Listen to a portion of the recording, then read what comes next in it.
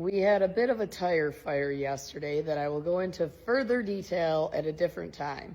However, today is Sunday and my Red Angus, has finally given birth to her calf. Her due date was yesterday, which was Saturday.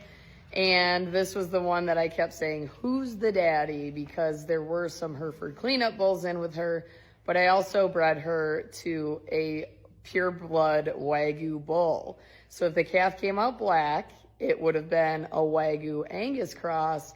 But if it came out red with a white face, it's a Hereford. And the answer is, it's a Hereford. Oh, you're so cute.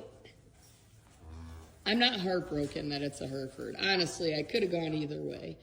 And as a Hereford, it will grow better, and I'll probably keep her in my herd as long as she grows well. And she will produce terminal offspring for me that we will then grow out for the freezer. Mama, I mentioned, has horrible edema. I did get the baby to nurse on the front and the back quarter on the right side of the cow. You can see I need to milk her, but the power went out as the mom was giving birth to this baby. So typically what I'll do is milk her out for the first 48 hours to help reduce some of that edema. And then by then the calf is able to manage that and it's not an issue. I know that that's high maintenance for a beef cow, but she was a bottle baby. Typically I don't have bottle babies. I actually bought her as a bottle baby. I didn't have a cow for her to nurse off of. That's a story for another day. But she actually lets me hand milk her and does not kick me.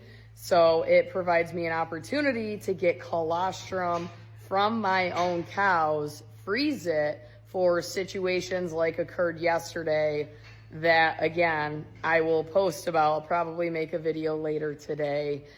And it was horrible. It was an awful day, but it did have as good of an ending as it could have. So, and had nothing to do with Red or her calf. But I need to now tape this calf to see how much she weighs because she just laid down. Now I am not exactly sure which Hereford bull would have been her sire because I did have 2 yearling bulls.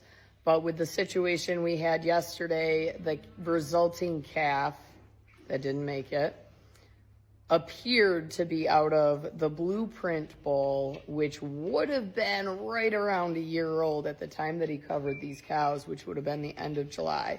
So that bull was born, I think it was July 10th, 2023, and I sold him in October. So as the rest of these Herefords start calving, DNA testing is definitely going to be done. The cow that calved in early July, I'm going to do DNA testing on that calf, even though I'm not going to register that calf. I am going to castrate him. I'll make a video about that. And I think going forward, I'm probably going to castrate all of them. Now here, it is a good thing that those bulls covered these cows because otherwise, had they not, I would have been breeding cows many times. And obviously that increased costs. And right now, I don't need necessarily AI sired calves. I just need calves to sell because we've had a rough couple of years.